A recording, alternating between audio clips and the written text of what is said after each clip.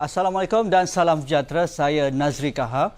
Sebelum 2008, mudah untuk kita mengukur pola pengundian pada ketika itu. Ramai pengundi sudah menetapkan cara mereka berfikir untuk mengundi, sama ada mengikut isu, mengikut calon ataupun mengikut parti. Tetapi selepas itu, sukar untuk diramalkan, terutamanya menjelang PRU 13, bagaimana pengundi di Malaysia membuat keputusan. Adakah pengundi di atas pagar yang berada di tengah-tengah semakin membesar kerana mereka tidak mahu membuat keputusan berdasarkan parti, berdasarkan isu ataupun berdasarkan calon, tetapi mereka mahu membuat keputusan atas pengalaman dan juga interpretasi mereka terhadap parti politik, terhadap calon politik dan juga isu yang berlegar di sekeliling mereka. Jadi itu yang akan kita bincangkan PRU 13, siapa pengundi akan memilih. Jadi itu yang akan kita bincangkan bersama Profesor Ulung Datuk Dr. Samsul Amri Baharudin, pengarah Institut Kajian Etnik Kita Universiti Kebangsaan Malaysia, dalam persembahan Prof Babau ini dalam program Majlis Profesor. Prof cukup kata pun bukan perkara baru, sudah banyak kali Prof bentangkan dalam pelbagai seminar dan juga pembentangan sama di media ataupun dalam program-program awam. Prof sekali lagi menjelaskan betapa pentingnya kita melihat daripada akar bagaimana bermulanya sekolah politik di Malaysia. Celik literasi politik itu cukup penting untuk kita melihat bagaimana pola pengundian. Sama ada pengundi hari ini sudah benar-benar kata pun maklum tentang isu politik ataupun institusi politik. Jadi cukup terperinci Prof jelaskan. Mungkin kita mulakan dengan itu, premis itu. Terima kasih Saudara Nazri. Assalamualaikum. Sebenarnya ada 4 perkara yang kita perhatikan dalam politik di Malaysia yang menentukan corak politik. Pertamanya personality. Tak kira personality sama pemimpin tertinggi atau personality di peringkat cawangan. Yang keduanya mengenai isu lokal dan nasional, iaitu isu paip air dan api masih lagi jadi isu. Ada paip air, ada air paip tak ada. Kemudian isu nasional, harga minyak dan sebagainya, ekonomi. Kemudian mengenai perlawanan atau krisis dalaman sesuatu kaum, Melayu, perpaduan ummah, macam inilah istilah-istilah yang kita dengar sekarang, ataupun antara kaum. Yang paling jelas sekali antara kaum lah, sebabnya parti kita disusun mengikut kaum. Intra-etnik itu yang kita jarang beri perhatian. Sekarang baru beri perhatian bahawa orang Melayu itu rupanya diperebut oleh PAS, diperebut oleh UMNO dan diperebut oleh PKR. Ya. Begitu juga orang India diperebut oleh MIC, oleh PKR dan oleh DAP. So jadi intra-politik itu sekarang lebih jelas daripada dahulu. Walaupun orang mengatakan interpolitik itu tak berapa penting, tapi rasa saya masih lagi bersifat etnik. Cuma intra dan inter. Jadi apa yang saya dapat lihat dalam konteks Malaysia ini, oleh kerana rakyat Malaysia belajar mengenai politik, memahami institusi dahulu sebelum memahami idea. Ya. Saya tak ingat istilah demokrasi ini digunakan banyak sangat sebelum sebelum 1999. Bila UMNO pecah 1987, baru soal demokrasi itu mungkin besar. Apabila Tengku Razali dengan semangat 46 hilang semangat balik masuk UMNO. Jadi macam itulah lebih kurang. Jadi ketika itu baru orang mengaitkan demokrasi dan institusi. Jadi oleh kerana institusi itu sangat penting kepada kita. Jadi institusi bernama parlimen atau adun itu kita fokus pada orangnya. Ya. Ataupun partinya. Jadi ini dua pilihan. Dia tak kira demokrasi, tak demokrasi, adil, tak adil. Tapi bila kita tanya soalan, ini tu pula apa kita tanya. Bila kita tanya, siapakah wakil rakyat yang anda pandang yang patutnya menjadi wakil rakyat? Soalan ini sebenarnya dia akan dijawab tidak ada kena-mengena dengan demokrasi, tidak ada kena-mengena dengan institusi. Dia ada kena-mengena dengan pilihan konsumerisme. Ya. Jadi macam pilih Miss World lah. Ya. Macam manakah siapa yang paling cantik? Dia tak kata demokrasi. Dia tak kata yang cantik sekali ni. Begini-begini rupa dia. Saiz dia begini. Ini. Saya rasa pemilihan calon personality itu ada 3 kategori yang saya lihat sekarang di peringkat bawah. Iaitu ada kriteria yang ideal. Tak mahu orang yang korup, mesti pandai baca doa bila orang mati. Ini istilah, ini perkara-perkara yang saya kira tak boleh kita ketemui. Tapi itu adalah kriteria idaman. Itu satu ya. Kriteria idaman kalangan rakyat Boleh itu jadi imam. Boleh jadi imam kalau ada baca talqin boleh. Lagi elok. Tapi bila minta kalau kenduri kahwin dia boleh bagi derma duit. Jadi macam tu. Jadi kriteria idaman. Kriteria idaman ni susah. Kemudian ada kriteria realiti. Ya, realiti ni maknanya okey. Kita tahu ahli politik tu kita kata korup. Ya. Tak betul lah macam-macam lah nak pentingkan perut. Dan ini bererti bahawa you terpaksa menerima ahli politik yang macam ni. Jadi antara yang buruk ni siapa yang baik? Itu jadi pilihan tu. Maknanya memilih orang yang terbaik di kalangan orang yang buruk tadi. Okey. Yang akhir sekali ialah ini yang tak pernah kita bincang di Malaysia. Apakah ciri-ciri wakil rakyat yang best practice? Best practice tu maksudnya apa? Dalam pilihan raya 2004 dan 2008 ada satu orang wakil rakyat MP yang menang tak bertanding. Ya. Mengapa dia boleh menang tak bertanding dalam zaman tsunami? Ini soalan yang masih belum dijawab hingga sekarang. Kalau saya ambil calon itu dan best practice-nya, itulah dia. Kerajaan dari segi kerajaan, parti kerajaan melihat itulah dia best practice winnable candidate. Dua kali betul-betul. Bukan sekali itu. Jadi itu tak pernah bincang. Adakah kerana jealous? Adakah kerana pemimpin ini dianggap tak penting dalam parti? Saya rasa ketidakwarasan politik masuk dalam hal inilah. Kalau dia waras politik, dia akan gunakan ini sebagai best practice. Inilah dia contoh calon yang berjaya dalam barisan, yang 2 kali menang tak bertanding, termasuk dalam zaman tsunami. Ya. Apa dia yang dibuat betul sehingga orang tak dia? Dan parti lawan tak berani datang. Jadi pada saya ini dia senario yang saya dapat simpulkan di Malaysia. 3 kemungkinan melihat calon pilihan. Yang ideal, yang idaman, yang reality dan juga yang best practice. Tapi Prof, macam di setengah kawasan, tidakkah itu kelihatan seperti bertentangan? Macam saya lihat boleh dikatakan seperti ibarat personality versus parti. Maksudnya tidak di semua kawasan itu rakyat di bawah itu memilih kerana personality, tetapi kerana parti. Tapi di setengah kawasan lagi, dia lebih melihat kepada personality itu sendiri. Bagaimana personality itu membawa dirinya di dalam parti. Macam mana Prof lihat dalam situasi seperti itu? Ya, sebenarnya kalau kita lihat, kita dah melalui 12 pilihan raya. Okay? Tambah sebelum lagi itu adalah 13-14 lagi. Ya. Kita dapati, kita boleh hanya menyebut idaman, calon idaman, kita tak boleh sebut calon realiti. Kerana penamaan calon tu hanya 2 minggu sebelum pilihan raya. Jadi kalau kita kata saya suka orang ni, mana dia orang dia? Tak ada. Bayangan. Jadi maknanya orang di peringkat bawah ni terpaksa membayangkan saya suka calon macam ni. Tapi parti calonnya macam ni. Jadi dia akan bertembung dan bertentang apabila penamaan calon berlaku. Sebabnya saya tahu ada kekalahan BN misalnya di setengah-setengah tempat tu oleh kerana calon yang diharapkan tu tidak dipilih oleh pihak tertinggi UMNO dan dipilih calon lain.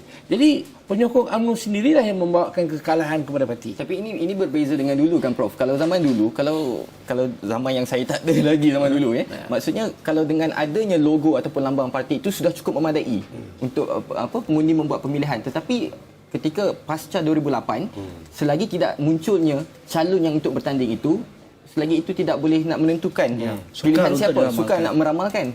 Tapi yang kita lihat kalau daripada pilihan raya 1959, daripada di mana parti PAS menang di Kelantan dan juga di Terengganu kemudian di Sabah, parti Pembangkang menang juga di Sabah.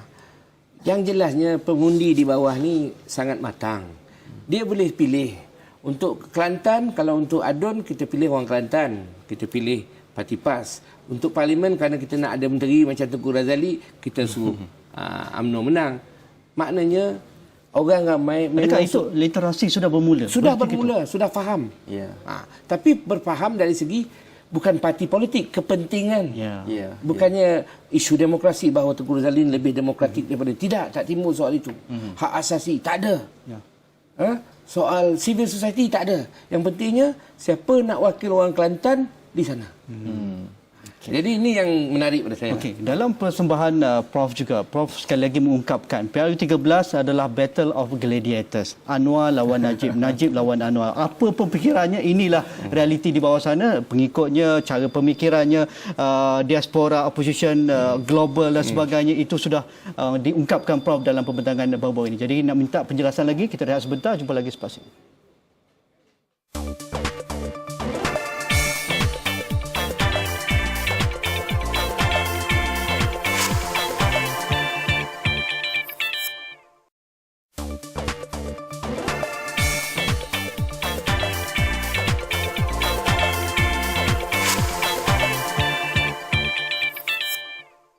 Walau apa pun persepsi menjelang PRU13 ini, persepsi di bawah sana ataupun realiti di bawah sana, PRU13 adalah Battle of Gladiators. Itu ungkapan yang hebat digunakan oleh Prof. Dr. Samsul Amri dalam pembentangan baru ini. Dan sebelum ini juga menunjukkan bahawa antara tokoh memainkan peranan penting. Anwar lawan Najib, Najib lawan Anwar. Dan itu akan berangkai di bawah itu. Isu yang berlegar, tokoh ataupun calon-calon yang akan berlegar, parti yang dimainkan oleh kedua-dua belah pihak. Jadi Prof boleh jelaskan. Sebenarnya kita dalam mengamati proses politik di Malaysia, kita dapat bahan dan maklumat mengenai calon dan parti terbatas, tidak lengkap. Berapa orang nak tanya wakil rakyat saya, KJ wakil rakyat saya kan? Berapa banyak saya tahu tentang KJ, kecuali dia menantu bekas Perdana Menteri kan? Hebatnya lulusan Oxford, saya tak tahu berapa harta dia.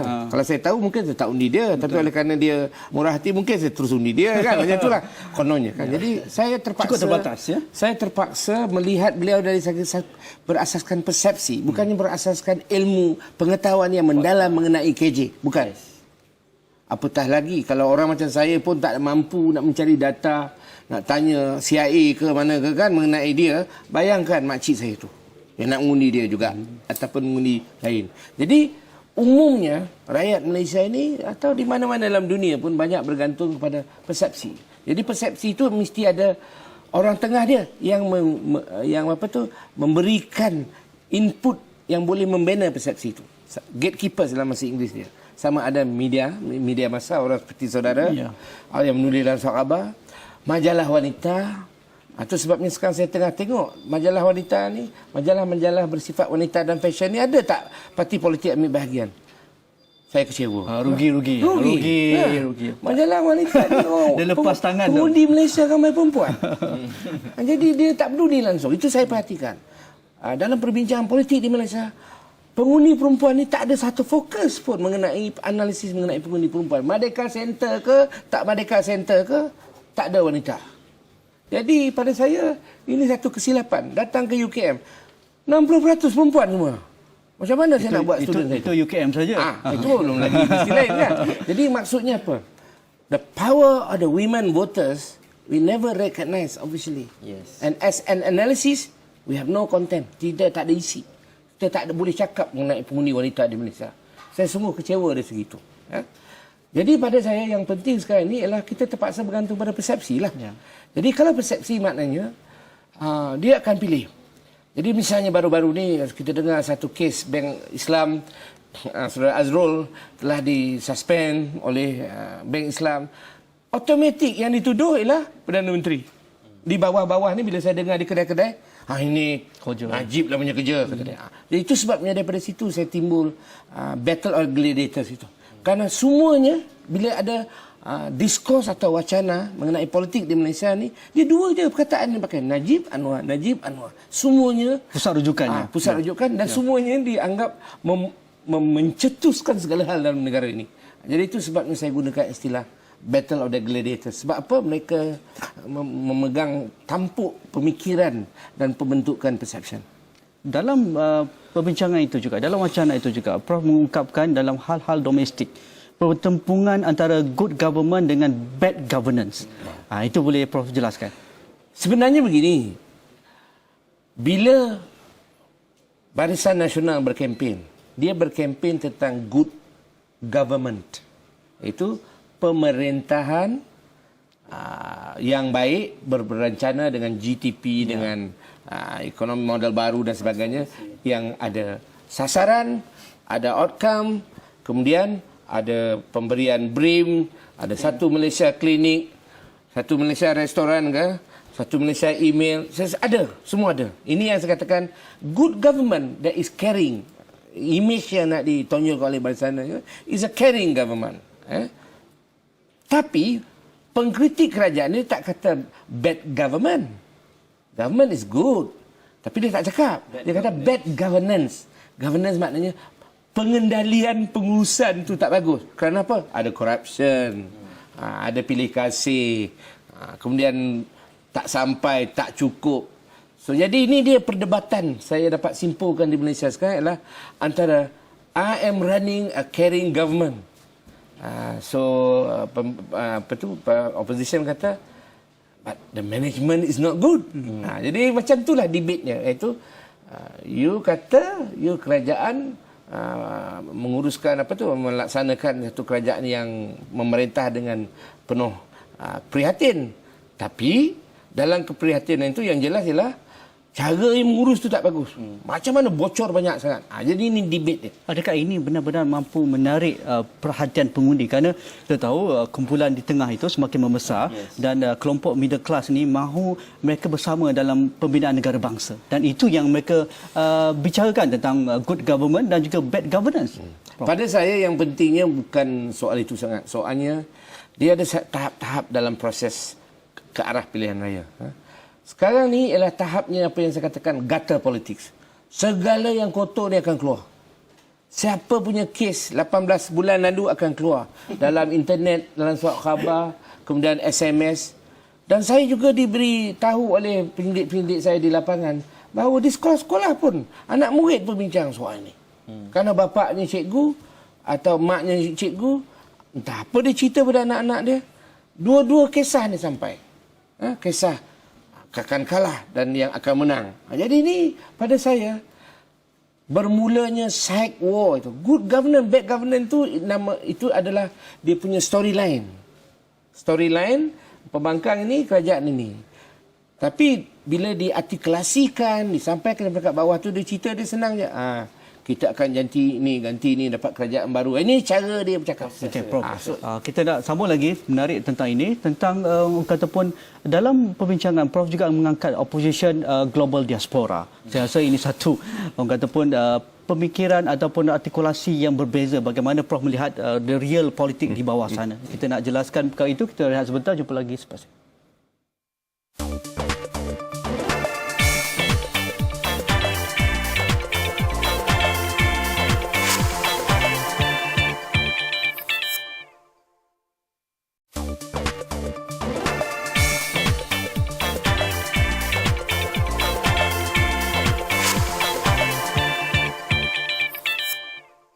Terima kasih. Prof mengungkapkan opposition global diaspora bermula dengan Bersih 1, Bersih 2, 3.0, Himpunan Kebangkitan Rakyat dan juga pelbagai bentuk kebangkitan badan sivil, Lainas, Pengerang, Hijau, Orange dan sebagainya tidak pernah berlaku sebelum ini. Tetapi ia bukan hanya bertumpu di Dataran Merdeka sepanjang Jalan Tengku Abdul Rahman di Sogo ataupun di Masjid Jamik yang terkini di Stadium Merdeka, tetapi berlaku di seluruh dunia dan bergerak setiap hari, bukan ikut isu, bukan ikut masa.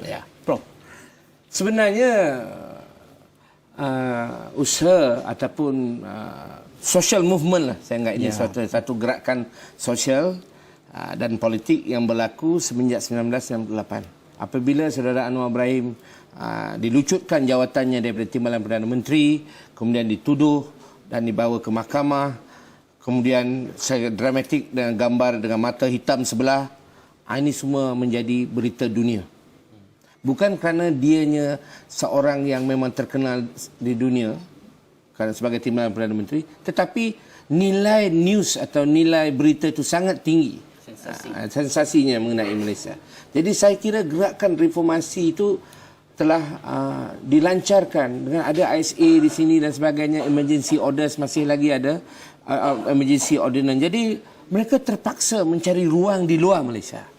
Jadi untuk pertama kalinya migrasi, bukan hanya migrasi orang Malaysia keluar ke Australia, ke Amerika, ke England, migrasi cerita Malaysia sudah keluar. Jadi domestik cerita hal ehwal keluarga Malaysia sudah dibincangkan di luar negeri. Jadi kalau dalam bahasa Inggerisnya, washing of dirty linen Malaysia ini telah dilakukan di luar negeri kerana adanya sekatan undang-undang di Malaysia. Okey. Apabila ini berlaku, mula-mulanya berkait dengan apa yang terjadi pada saudara Anwar. Tapi apabila dia dah keluar dan bertanding dan pilihan raya, terlibat dalam politik, ianya mendapat platform yang sedia ada ni langsung dikonsolidate atau dikekalkan dan diperkuatkan. Adanya bersih, bertambah lagi kuat. Jadi artinya lama kelamaan dari satu reformasi mengenai seorang sudah menjadi reformasi mengenai satu negara. Jadi sekarang dia tak cakap tentang reformasi, dia tetap tentang regime change. Ini menarik pada saya. Jadi dari segi konsep Malaysian Opposition Global Diaspora ini yang saya panggil itu ialah daripada reformasi berkait dengan individu dan ideanya kepada regime change. Ini istilah ini di mana-mana dalam gerakan massa. Gerakan massa. Jadi ada kumpulan orang yang menyokong ini. Sama ada di Korea, sama ada di Amerika Syarikat, kerana di mana saja ada rakyat Malaysia, di situ ada tapak yang membolehkan ianya dijadikan isu.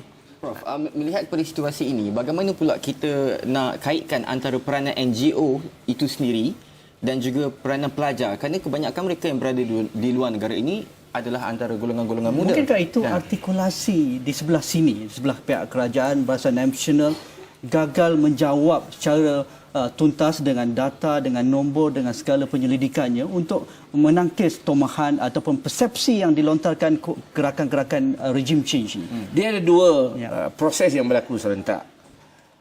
Kalau saudara ada satu komputer kecil, kemudian ada satu skrin besar, you nak sambung dua itu, macam mana nak buat display dekat antarabangsa, macam mana dalam komputer kecil itu. So if you can visualize that you have to synchronize between the little computer or your your smartphone dengan your big screen. Ya, layar skrin. Layar yang besar tu. Sama saja. Jadi cerita kecil ni nak dibesarkan macam mana? Jadi sebenarnya foundation atau tapak atau ruang di luar negeri itu memang sudah ada. Sama aja. Bukan hanya pembangkang. Cerita dari dulu pun tak pembangkang pun. Mengenai kejayaan kerajaan itu semua ada sebab student ada. Soalnya sekarang itu sebabnya the mirror image. Apa berlaku sini akan dicerminkan di sana. Jadi mirror image itu yang kita lihat sekarang.